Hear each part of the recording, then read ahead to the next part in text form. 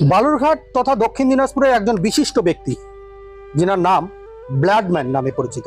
হ্যাঁ, নমস্কার, আমি প্রবল।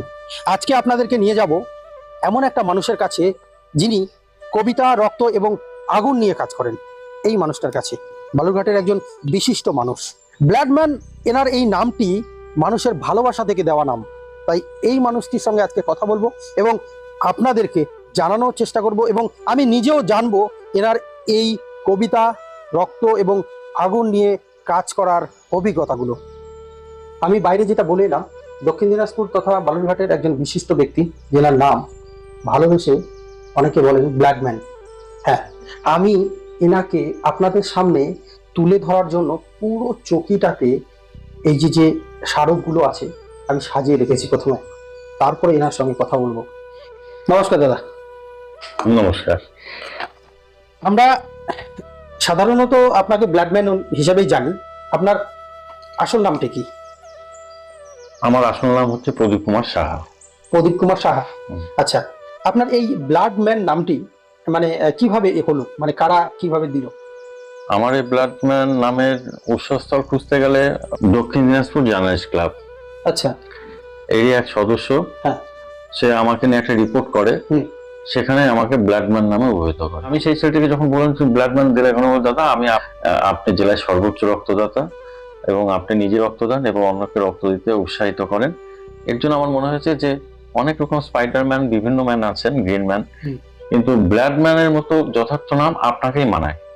এইটা বলে যে আমি, যাই হোক, আর এরপরে মানে ওর এই প্রশংসায় সামনে আমি নিজেকে একদম মানে গুটিয়ে নিয়েছি, নিয়ে আর কিছু বলতে পারিনি। ব্লাডম্যান, আপনি ব্লাড দিয়েছেন অনেকবার, যার জন্য উনি ভালোবেসে নামটা দিয়েছেন। খুব ভালো লাগছে যে এরকম একটা উপাধি পাওয়াটা খুব ভালো লাগে। কিন্তু আপনি ব্লাড তাহলে কতবার দিয়েছেন? আমি 92 বার দিয়েছি এখনো পর্যন্ত 92 বার। হ্যাঁ, 92 বার। আজকে একটা থ্যালাসেমিয়া রোগীকে দেওয়ার কথা ছিল, পথের দিশা থেকে বলেছিল দাদা একটা লাগবে, বি পজিটিভ। আমি ঠিক আছে, তা আজকে ওরা ভর্তি হতে পারেনি, তাহলে আজকে 93তম হয়ে যেত। অনেক সময় দেখা যায় এই যে ব্লাড দেওয়া নিয়ে কিন্তু এখনো মানুষের মধ্যে কিন্তু ভুল ধারণা আছে, মানে ব্লাড দিলে কোনো সমস্যা, শরীর দুর্বল হবে বা এরকম মনে করে আর কি, শরীর দুর্বল হবে, কিভাবে রক্তটা চলে যাবে, আর তো হবে না, বের হয়ে যাচ্ছে, এরকম বিভিন্ন সংস্কার বলুন, এটা কুসংস্কারই বলা যায়, এটা সংস্কার না, কুসংস্কার এগুলো। আমরা এই বিষয়টা নিয়ে প্রতিটা জায়গায় আমরা সেমিনার করি। রক্তদান শিবির করার আগে সেই এলাকায় আমরা সেমিনার করি, সেমিনার করে আমরা রক্ত বিজ্ঞানটা কি এটা জানাই, গ্রামের মানুষকে গ্রামের মানুষের ভাষায় সহজ সরল ভাবে বোঝাই, এবং রক্ত দিলে ক্ষতি নেই বরঞ্চ লাভ, এবং রক্ত দিলে কি কি সুবিধা। 5টি যে রক্তবাহিত রোগের পরীক্ষা হয়ে যায় ব্লাড সেন্টারে, ল্যাবে, সেটা বিনা পয়সায় হয়ে যায়, এবং এটা যদি বাইরে করতে হয় তাহলে মিনিমাম 3000 টাকা খরচ আছে। সেই জায়গায় দাঁড়িয়ে আমিও যখন কোনো জায়গায় আমন্ত্রিত হই, কোনো সভাস্থলে বা মঞ্চে, সেখানে গিয়ে আমি এই কথাটাই বলি, আপনার রক্ত দিন, আপনি মহান হন বা না হন, রক্ত দিলে আমরা জানি যে রক্তদান মহান দান। কিন্তু আমি যদি এইভাবে দেখি যে আমি রক্ত দিলে আমার নিজস্ব কিছু ক্রাইটেরিয়া মেনটেন হয়ে যায়, অর্থনৈতিক এবং শারীরিক দুই দিক থেকে। আমার রক্ত দিলে পরে কি হয়, রক্ত দিলে আমার যে হার্টের মানে স্ট্রোক বা হার্ট অ্যাটাকের যে বিষয়গুলো থাকে সেখান থেকে অনেকটা দূরে থাকা যায়। আচ্ছা আচ্ছা আচ্ছা, হ্যাঁ, এরকম। এবং রক্তটা যখন আমি দিচ্ছি 350 ml, সেটা আমার 21 দিনে কমপ্লিট হয়ে যায়। আচ্ছা, হ্যাঁ, এবং এই যে কমপ্লিট হওয়ার ক্ষেত্রে যখনই রক্তটা দিলাম, আমার মজ্জা হচ্ছে কারখানা, রক্তের তৈরির কারখানা, সেই কারখানা তখন উদ্দীপ্ত হয় যে আমাকে রক্তটা তৈরি করতে হবে, এবং 21 দিনে সেটা তৈরি হয়ে যায়। আর এই যে হঠাৎ করে নতুন রক্ত কণিকা তৈরি হচ্ছে, তার জন্য এনার্জি যে বিষয়টা, নতুন রক্তের যে ফ্রেশ একটা এনার্জি, সেই এনার্জিটা মানুষের মধ্যে প্রবাহিত হয়। তাতে আপনার বয়সের ছাপ বলুন বা হার্ট অ্যাটাক থেকে বলুন, বিভিন্ন জায়গা থেকে আপনি মুক্তি পাবেন অনেকটা। মানে আপনার কথা অনুযায়ী রক্ত দিলে যে যেমন যাকে দেবেন সে উপকৃত হবেন, সঙ্গে আপনি যে রক্ত দিচ্ছেন আপনিও উপকৃত হবেন। অবশ্যই। বেশি আমরা প্রত্যেকেই স্বার্থপর, কম বেশি। আমরা অনেকেই আছি যে একটা স্টেপ ফেলবো, সেটা আমরা চিন্তা করি যে স্টেপ ফেলবো আমার কি লাভ, তার থেকে একটু বেশি স্বার্থপর তারা ভাবে যে আমার ওই রক্তদান মহান দান শব্দটা শুনে আমার কি লাভ হবে। আচ্ছা, আমি যে রক্তটা দিয়েছি তার এগেনস্টে আমি যে ওইটা রক্তদান মহান দান প্রদীপ স্যার, এটা আমার কি লাভ হবে, ও কোনো লাভ নেই। কিন্তু তার কাছে যদি গিয়ে বলি হুম। যে আপনার লাভ আছে, হুম। আপনি বছরে 2 মাস 6 মাস পর পর রক্ত দিন। হুম। আপনি 6 মাস পর পর রক্ত দিলে পরে রক্তটা দেবেন, হুম। রক্ত দিলে পরে ওইটা ল্যাবের টেস্ট হবে, হুম। 5টি টেস্ট হবে। হুম। আপনি জেনে যাচ্ছেন, যদি ফোন না করে হুম। ল্যাব থেকে বা ব্লাড সেন্টার থেকে, তার মানে আপনার রক্তবাহিত রোগ কোনো কিছু নেই। না। সেটা সিফিলিস, হেপাটাইটিস বি, সি এবং এইচআইভি, এই এই অনেক ধরনের এই- আছে। এই যে 5টা রক্তবাহিত রোগ, হুম। সেগুলো টেস্ট হয়ে যায়। আচ্ছা আচ্ছা আচ্ছা। প্লাস আপনার গ্রুপ টেস্ট হয়ে যায়। হুম। আপনি রক্ত দিলে পরে এখান থেকে রক্ত নিচ্ছে, আর গ্রুপ টেস্ট করতে গেলে আপনার নখের আগায় খোঁচা দেবে। এটা কিন্তু আরো যন্ত্রণাদায়ক। এবার আচ্ছা, আপনি প্রথম যখন রক্ত দেন সেটা কতদিন আগে, মানে মনে আছে সেটা? হ্যাঁ, অবশ্যই। কবে? মাসটা মনে আছে, সালটা মনে আছে, 1989 সাল। আমি কলেজ থেকে বের হয়ে গেছি। আচ্ছা। বের হওয়ার পর আমি কলেজে একটা সংগঠনের দায়িত্বেও ছিলাম, ছাত্র সংগঠন। হুম। সেই ইউনিট থেকে আমরা রক্তদান শিবিরের উদ্যোগ নিয়েছিলাম। এই রক্তদান শিবিরটা হয়েছিল আপনার কালীবাড়ি, হুম হুম হুম আমাদের থানার পাশে কালীবাড়ি। তখন, এখন দোচালাটা নেই, দোচালাটা ছিল। হুম হুম হুম। কিছুদিন আগে পর্যন্তও ছিল। হুম। সেই দোচালার নিচে আমরা রক্তদান শিবির করেছিলাম, আচ্ছা এবং সেখানে আমার 48 কেজি ওজন ছিল। আচ্ছা রক্ত নেবেই না। আচ্ছা। আমি জেদ করে আমার প্রেস্টিজে পড়ে গিয়েছিলাম। হুম, হুম। রক্তদাতারা তখন ভয় পায়, আমার প্রেস্টিজে পড়ে গিয়েছিলাম যে আমরা উদ্যোক্তা, আমি রক্ত দিতে পারবো না। বলছে না, ওয়েট কম, আচ্ছা। হ্যাঁ 50 50 কেজির কিলো নিচে, কমে, হ্যাঁ। হ্যাঁ এর জন্য তোমার নেওয়া হবে না। তারপর অনেক বলে, তখন হেমদা ছিলেন হুম। ব্লাড ব্যাংকে। হুম। তা আমি বললাম আমাকে দিতেই হবে, আচ্ছা আমি মরেই যাই আর বেঁচে থাকি। আচ্ছা। এটা। রক্ত নিয়ে যখন কথা হচ্ছে, একটা কথা না বললেই না, যেটা অনেক সময় শোনা যায় যে রক্তদান শিবির যেখানে হয় সেখানে অনেকে রক্ত দিতে গিয়ে অনেকে পিছিয়ে আসেন, কারণ তাদের অভিযোগ একটা থাকে, একটা অভিযোগ যে আমি রক্ত দিলাম, দিয়ে আমাকে একটা কার্ড দেওয়া হলো বা একটা সার্টিফিকেট কিছু একটা দেওয়া হলো, কিন্তু যখন আমার রক্তের প্রয়োজন তখন আমি পাচ্ছি না। এই বিষয়টা নিয়ে আপনি কি বলবেন? হ্যাঁ, এইটা আমি 16 সালের দিকেও যখন কাজ করেছি, 19-20 মানে করোনার পরবর্তী থেকে এই বিষয়টা, মানে 21-22 সাল থেকে আস্তে আস্তে এই অভিযোগটা উঠে আসে ডোনারদের মধ্যে থেকে। তার আগে কিন্তু এইটা ছিল না, কারণ তার আগে প্রচুর পরিমাণে রক্তদান শিবির হতো, এবং আদিবাসী অঞ্চলেও আমরা মানে নারী পুরুষ নির্বিশেষে প্রত্যেকে 50-60 ইউনিট করে রক্ত কালেকশন হতো। এখন সেটা 20-25 করতে হিমশিম খেয়ে যান অনেক রক্তদান মানে শিবির উদ্যোগী যারা। তা আমার এটা মনে হয়েছে যে অ্যাকচুয়ালি আমাদের এই পিছনে একটাই কারণ, সেটা হচ্ছে থ্যালাসেমিয়া। আপনি আজকে যে 20-30 ইউনিট রক্তটা নিচ্ছে রক্তদান শিবির থেকে, নিয়ে যাচ্ছে, ল্যাবে টেস্ট হচ্ছে, কিন্তু প্রতিদিন থ্যালাসেমিয়া আমাদের প্রায় 450 থেকে 500 থ্যালাসেমিয়া রোগী আছে। মানে আপনার থ্যালাসেমিয়া ইউনিটে, হ্যাঁ 450 থেকে 500, হ্যাঁ একদম নথিভুক্ত। এবং এদেরকে 15 দিন, 1 মাস পর পর রক্ত দিতে হয়, এবং তাতে দেখা যাচ্ছে প্রতিদিন গড়ে 18 থেকে 22 ইউনিট রক্ত লাগে, এবং এদের কোনো কার্ড লাগে না। সরকার এখানে দায়বদ্ধ এদের রক্ত যোগান দেওয়াটা, কিন্তু সেটাও হয়ে ওঠে না। মানে এমন অবস্থা যে হয়তো 25 ইউনিট হয়েছে, সেটা একদিনে 20-22 চলে গেল, তারপর 2-3 ইউনিট থাকলো। সেটা এমার্জেন্সিতে রাখতে হয় ব্লাড সেন্টারে। সেটা কিসের জন্য?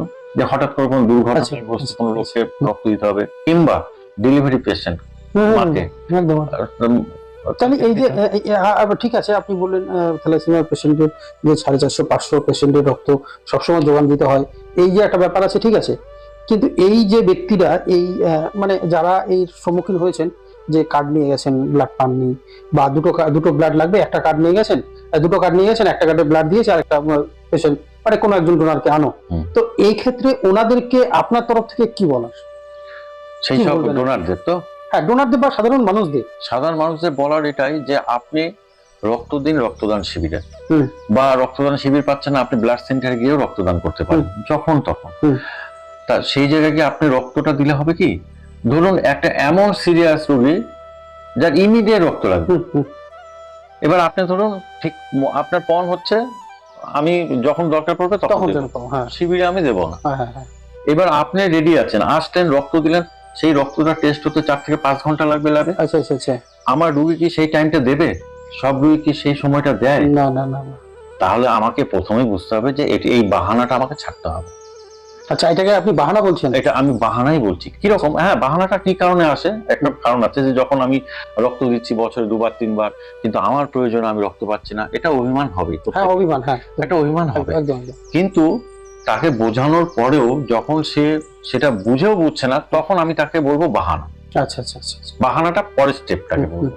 বোঝানোর পরও যে বুঝছে না হুম, হুম, হুম। যে এই যে থ্যালাসেমিয়া রোগী তাকে প্রতিদিন দিতে হচ্ছে 20-22 ইউনিট, এই ব্লাড সেন্টার থেকে দিতে হচ্ছে, তার জন্য তো রক্তের মানে স্বল্পতা। আপনার কথা অনুযায়ী আমি যেটুকু বুঝতে পারছি যে আপনি যখন ব্লাড দিলেন, ব্লাড দেওয়ার পরে আপনি যখন ব্লাড নিতে যাচ্ছেন আপনি পাচ্ছেন না জন্য আপনার অভিমান হচ্ছে, হ্যাঁ। কিন্তু আপনি একটা জিনিস ভাবছেন না বা ভাবুন হুম। যে আপনার ব্লাডটা নিয়ে কেউ বেঁচে আছে পৃথিবীতে, আপনি পাচ্ছেন না মানে সেই পেশেন্টটাকে দেওয়া হয়েছে জন্য নেই, হুম। তার মানে আপনার রক্তটা তাদের কাজে লেগেছে, জীবন বাঁচানোর কাজে। হ্যাঁ। অতএব এখানে বাহানা বা অভিযোগ বা অভিমানের জায়গা নেই। নেই। ব্লাড ব্যাংকে ব্লাড নেই মানে আপনাকে বুঝতে হবে যে ব্লাডটা সেইভাবে জোগান নেই যতটা পরিমাণ সাপ্লাই দিতে হবে। কিন্তু এখানে আরেকটি অভিযোগ সমাজে আমরা লক্ষ্য করি যে ধরুন ব্লাড লাগছে, খুব জরুরি, ফোন করা হলো কাউকে, সেই ছেলেটা, আমি পথের দিশা ফাউন্ডেশনের সঙ্গে যখন কথা বলেছি তখন শুনেছি বালুরঘাট থেকে রায়গঞ্জে গেছে রক্ত দিতে, হুম। সারাদিন খাওয়া দাওয়া নেই, ওখানে গিয়ে একটু খেয়ে দিয়ে রক্ত দিয়েছে, হুম। বা এরকম আরো অনেক দূরে দূরে গেছে। আমার একটা কথা বলার, এবং আপনার মুখ থেকেও আপনি বলবেন, যে যারা এই যে প্রয়োজনে ব্লাডটা পাচ্ছে, এত দূর থেকে একজন ব্যক্তি তাদের জীবন বাঁচানোর জন্য ছুটে আসছে দেবদূতের মতন, সেই মানুষটাকে ব্লাড নেওয়ার পরে অন্তত ন্যূনতম একটু সম্মান দেওয়াটা দরকার। যিনি ব্লাডটা নিয়েছেন তারা যদি একটু ভালো কথা বলেন, একটু খোঁজ নেন, তাহলে খুব আনন্দ লাগে। হ্যাঁ, একজন রক্তদাতা কিচ্ছু না, একটু সম্মান চান, একটু তদারকি চান। একদম একদম, আমি এই কথাটাই বলছি আপনার মধ্য দিয়ে বা আপনার সঙ্গে, হ্যাঁ। যে আপনারা যারা যাদের প্রয়োজন, অবশ্যই প্রয়োজন মেটানোর জন্য আমাদের দেশের 10-এর দামাল ছেলেরা আছে যারা নিজের দিকে না তাকিয়ে ছুটে যায় এক ডাকে, সেরকম অনেক সংস্থা আছে। সেই ছেলেগুলোকে, সেই রক্তদাতাদের রক্ত নেওয়ার পরে আপনারা সম্মান করেন আমি জানি, কিন্তু একটু করবেন ভালো করে, মানে যাতে খোঁজখবর। পরবর্তীতে পরবর্তীতে ওই মানুষটা, ওই ছেলেটা যেন এই কাজগুলো করতে নিজেও করে এবং উৎসাহিত হয়। উৎসাহিত করে আরো অন্য অনেক মানুষকে। হ্যাঁ। আমি এইটা আপনাদেরকে মানে অনুরোধের সুরে বলছি, একদম। এটা সকলের জন্য হওয়া উচিত। একদম। কেউ যারা ব্লাড ডোনেট করে, যারা রক্ত দেয়, তারা কিন্তু কিছু চায় না, না। জাস্ট মুখের একটু ভালোবাসা, ভালোবাসা। আর কিচ্ছু না। তো ওটাই যদি ঠিকঠাক আমরা দিতে পারি, তাহলে আমার মনে হয় এই যে অভিযোগগুলো এটা কমে যাবে অনেকটা, এটা ঠিক, তাই না? অনেক কমে যাবে। আমি এখানে অনেকগুলো স্মারক সাজিয়ে রেখেছি, আমি ইচ্ছে করে সাজিয়ে রেখেছি এই মানুষটাকে একটু তুলে ধরার জন্য, এই মানুষটার বিষয়ে জানার জন্য। এই যে এখানে ছোট থেকে বড় অনেকগুলো স্মারক আমি দেখতে পাচ্ছি।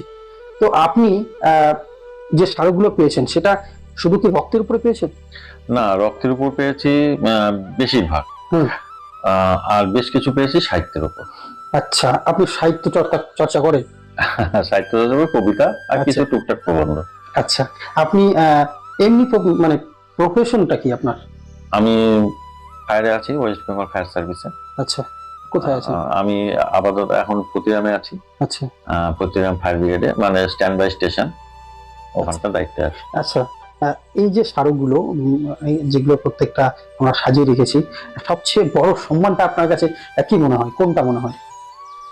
না দেখুন, ব্যাপার হচ্ছে জীবন বাঁচানোর থেকে বড় কিছু নেই। একদম। কবিতা আমার ব্যক্তিগত চর্চা, আচ্ছা আমার মনের ক্ষুধা নিবারণ। আচ্ছা আচ্ছা হ্যাঁ, যে আমি আমার কিছু চিন্তা ভাবনা সেটাকে প্রকাশের মাধ্যম আছে কবিতা। অনেকে গল্প লেখেন, কবিতা লেখেন, গান করেন, এক বিভিন্ন শিল্প মাধ্যমে তার নিজেদের ইচ্ছাটা, প্রতিভাটাকে প্রকাশ করেন। আচ্ছা আমার প্রতিভা না ঠিক, আমার মানে লেখালেখিটাই, মানে কবিতাটাই আমার মানে ফার্স্ট ভালো- প্রেম, ভালো রাখার বিষয়। প্রথম ভালোবাসা আচ্ছা আচ্ছা আমার জীবনে। আচ্ছা তারপরে রক্তদান, তারপরে কর্মজীবনে আচ্ছা, আপনি কবিতা লেখেন ভালোবেসে, এই ভালোবাসাটাই ধীরে ধীরে অনেকটা বড় জায়গায় পৌঁছে গেছে। তো এই কবিতা থেকে আপনি আপনার লেখা কোনো কিছু পাবলিশ করেছেন বা হয়েছে? প্রচুর প্রচুর লেখা মানে পাবলিশড হয়েছে। হুম। হ্যাঁ, সে আমার কালেকশন নেই, মানে আমি মানে ওই বইও আমার কালেকশন নেই, হুম। এবং আমার লেখালেখি কিছু কিছু মানে ইদানিংকার লেখা কিছু কিছু আছে, হুম। আর পুরোনো কিছু আছে, বাদ বাকি আমার মানে সংগ্রহ করে রাখার মতো অভ্যাসটা আচ্ছা নেই। আচ্ছা, আচ্ছা, আমরা যখন একজন কবির কাছে এসেছি যিনি এত সুন্দর করে লেখালেখি করেন, পাবলিশ হয়েছে বই, তার মুখ থেকে একটা কবিতা না শুনলে কেমন লাগে? তো আমরা একটা কি কবিতা শুনতে পারি? হ্যাঁ, আমি পুরোনো তো আমি একটা কবিতা আমি যে কোনো অবশ্যই, একটা কবিতা। হ্যাঁ একটা অবশ্যই। আমরা ধৈর্যচ্যুতি ঘটাবো না। একদম এইটা তো মিস করা যায় না আমাদের, যেখানে আমরা এই এত সুন্দর একটা পরিবেশের মধ্যে আছি, একটা হতেই পারে। হুম।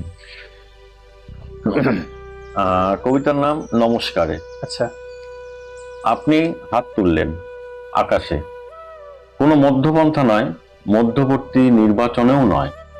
তর্জনী তুলে বললেন সারমর্ম নতুন কিছু নয়, উন্নয়নের কাঁধে হাত থেকে শোনালেন ঠিক সাপুরের বাঁশি। কুণ্ডলী পাকিয়ে আছে মানুষ, আশ্চর্য ভাষার খোঁজ পেয়েছে অন্য কেউ। আপনি মিছিলে দাঁড়িয়ে চন্দ্রবিন্দুর মাহাত্ম্য বোঝালেন, আমরা আমরা নগ্ন পায়ে ধর্ণাতলা মোড়ে। আজ আকাশ ভাঙে ভাঙুক, যত বাজ পরে পড়ুক, করতলে সঞ্চিত করেছি আয়ুধ, আপনাকেই নির্বাচিত করেছি আমাদের রাজা। খুব ভালো লাগার বিষয়। বালুরঘাটে মানুষজন, বালুরঘাটের এই দক্ষিণ দিনাজপুর তথা বালুরঘাট শহরের একটা ছোট্ট শহর, আমাদের এই বালুরঘাট শহরকে নাটকের শহর, সাহিত্যের শহর বলা হয়। সেই শহরের মানুষজন আমরা এক এক করে যতটা পারছি ক্যামেরাবন্দি করে আপনাদের সামনে তুলে ধরার চেষ্টা করছি। আজকের এই ভিডিওটা দেখার পরে আমাদের কারো মনে হতেই পারে যে আমরা রক্তদান শিবির করব। তো রক্তদান শিবির যদি করতে হয় সেক্ষেত্রে কিভাবে করবে, কার সঙ্গে যোগাযোগ করবে, কিভাবে করা সম্ভব হবে? বালুরঘাট খুব একটা বড় শহর নয়। বালুরঘাটের যদি বাইরেও হয় এবং এইরকমও হয়েছে আমার সঙ্গে যোগাযোগ করেছে বালুরঘাটের বাইরেও এবং বালুরঘাটের মধ্যেও। তাদেরকে আমি ফোনে যোগাযোগ করে মানে কথা বলেছি কিভাবে কি পজিশনে যেতে হবে। তারা হয়তো গঙ্গানগর দিতে চায় বা রায়গঞ্জে রক্তদান শিবির করবে, সেখানে আমি তাদের প্রসিডিওরটা আমি বুঝিয়ে দিচ্ছি। আপনি আমাকে বলুন, মানে আমি আপনার কাছ থেকে শুনে এই ভিডিওর মধ্যে দিয়ে সবাইকে জানাতে চাই যে প্রসিডিওরটা কি আছে। প্রসিডিওর হচ্ছে স্থানীয় যে ব্লাড সেন্টার আছে সেই ব্লাড সেন্টার একটা চিঠি দেওয়া, এটা হচ্ছে প্রথম। ব্লাড সেন্টার কোথায় হয় সেটা? সেখানে ব্লাড সেন্টার বালুরঘাটে একটা আছে, এই জেলায় হচ্ছে দুটো। আচ্ছা, ব্লাড ব্যাংক, যেটা ব্লাড ব্যাংক অ্যাকচুয়ালি এটাও একটা ছোট্ট করে বলি, একসময় একটা ব্লাড ব্যাংক ছিল কিন্তু ইদানিং ব্লাড সেন্টার হয়েছে। কেন? আচ্ছা, কেন? হ্যাঁ, কেন ব্লাড ব্যাংক থেকে ব্লাড সেন্টার হওয়ার মুখ্য কারণই হচ্ছে ব্লাড, কোনো ব্যাংকে আপনার ধরুন অ্যাকাউন্ট আছে, আমানত আছে, আপনি যদি কোনো চেক নিয়ে যান, আপনার আমানতে ধরুন 10 লাখ টাকা আছে, আপনি 5 লাখ টাকা তুলবেন, সেই ব্যাংকে সেই মুহূর্তে ক্যাশ নেই। আচ্ছা, সে জোর রিকোয়েস্ট করতে পারে আপনি কাইন্ডলি বিকালে আসুন বা আগামীকাল আসুন, আপনার ক্যাশটা মিটিয়ে দিচ্ছি। কিন্তু সে দিতে বাধ্য, টাকা আমার জমা আছে, ব্যাংক কর্তৃপক্ষ আমাকে টাকা দিতে বাধ্য। একদম ঠিক। এটা একটা পয়েন্ট। ব্যাংকের মর্মার্থ হচ্ছে এটা। সেই জায়গায় দাঁড়িয়ে যখন ব্লাড ব্যাংকের নাম ব্লাড ব্যাংক ছিল, তখন রক্ত দরকার মানে ব্লাড ব্যাংক জোগাড়। আচ্ছা, কিন্তু ইদানিং যখন দেখা যাচ্ছে যে ব্লাড ব্যাংক সেই ক্রাইটেরিয়াটা মেনটেন করতে পারছে না, আমার রক্তের দরকার, রক্ত দিতে পারছে না, সরবরাহ করতে পারছে না, যেহেতু তার ব্যাংকে নেই, সেহেতু সেই ব্যাংকটা সরিয়ে দিয়ে সেন্টারে এসছে।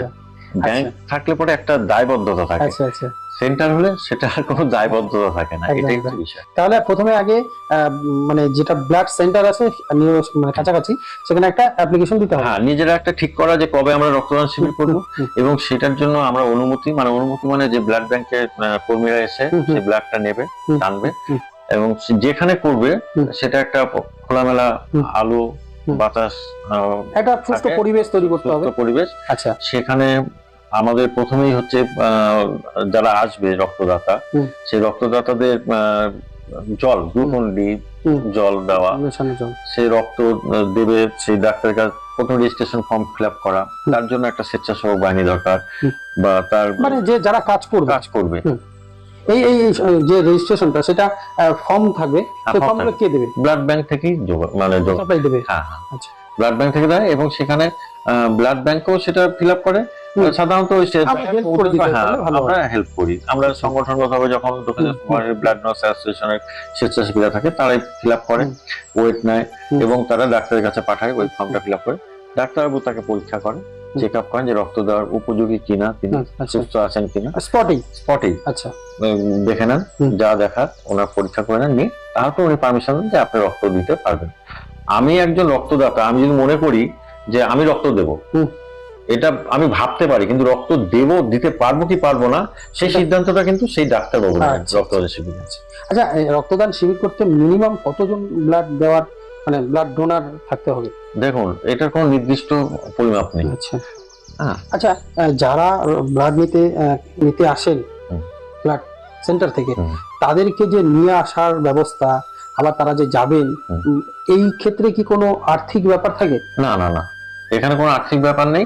এক নম্বর, আমরা যখন চিঠি দিচ্ছি যে ডেটে, এবং ওরা কনফার্মেশন 2 দিন আগে করে নেয়, হুম। ওরা জানিয়ে দেয় যে আমরা যাচ্ছি, টাইম দিয়ে আপনাদের দেয়। প্রোগ্রাম হচ্ছে, মানে হ্যাঁ হচ্ছে।